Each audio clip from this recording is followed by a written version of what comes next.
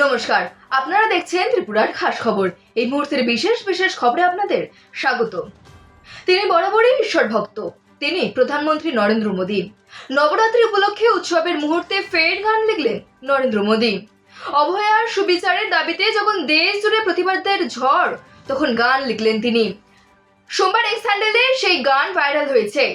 নরেন্দ্র মোদী লিখেছেন, দেবী দুর্গার আরাধনায় আমার লেখা একটি গর্বা অবতীকালে শেয়ার করলাম।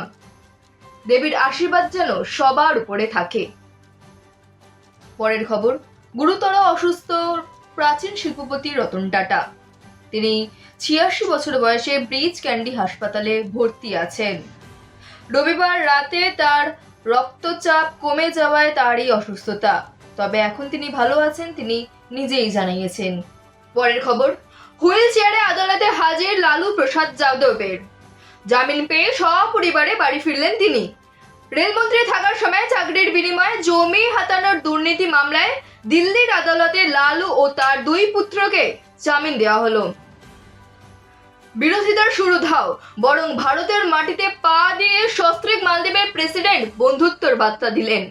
প্রেসিডেন্ট মোহাম্মদ মুইজ্জু বললেন, ভারতের নিরাপত্তা বিঘ্নিত হয় এমন কোনো পদক্ষেপ মালদ্বীপ নেবে না। আসছি পরবর্তী খবরে।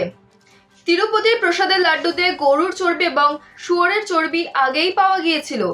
এবার পুণ্যার্থীদের প্রসাদে পোকার অভিযোগ উঠল। খবর এখন এই পর্যন্তই। ফিরছি পরবর্তী পর্ব নিয়ে।